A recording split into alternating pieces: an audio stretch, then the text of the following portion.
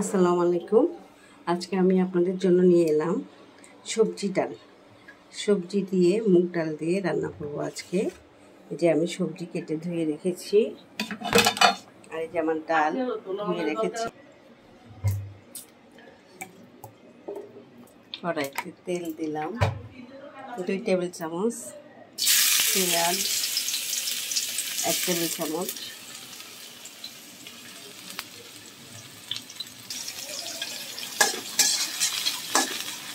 পেঁয়াজটা একটু বাদামি কালার হলে আমি মশলাগুলি দিয়ে দিব। আদা রসুন বাটা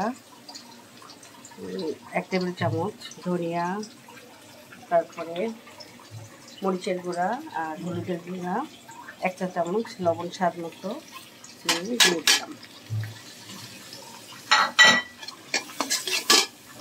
এবার ডালটা দিয়ে কষিয়ে নেব।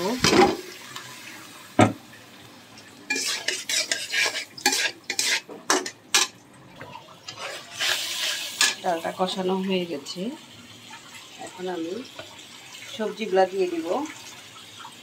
ধোয়া সবজিগুলি দিয়ে ভালো করে ঢেকে রাখবো 10 থেকে 15 মিনিট সিদ্ধ হওয়ার জন্য।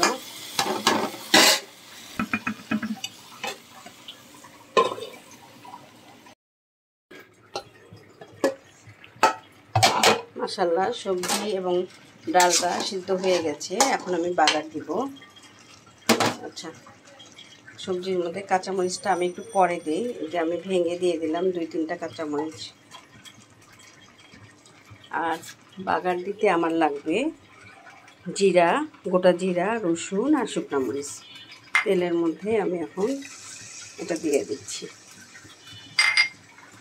চাইলে পেঁয়াজও দিতে পারেন, আমি পেঁয়াজ তো দিচ্ছি না, পেঁয়াজ আগে দিয়েছি সেজন্য।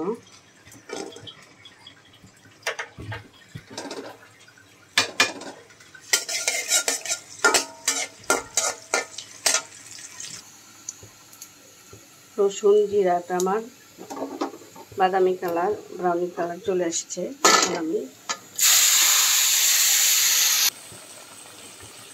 ঢেলে দিলাম।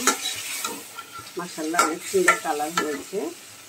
বাস, চুলাটা বন্ধ করে দিব। এটা গরম ভাত, পরোটা, রুটি, পোলাও সব কিছু দিয়ে খেতেই মজা। আর সবজি তো স্বাস্থ্যসম্মত। এখনকার ডাক্তাররা বলে যত সবজি খাবেন তত ভালো থাকবেন। তো আজকের মতো আল্লাহ হাফেজ।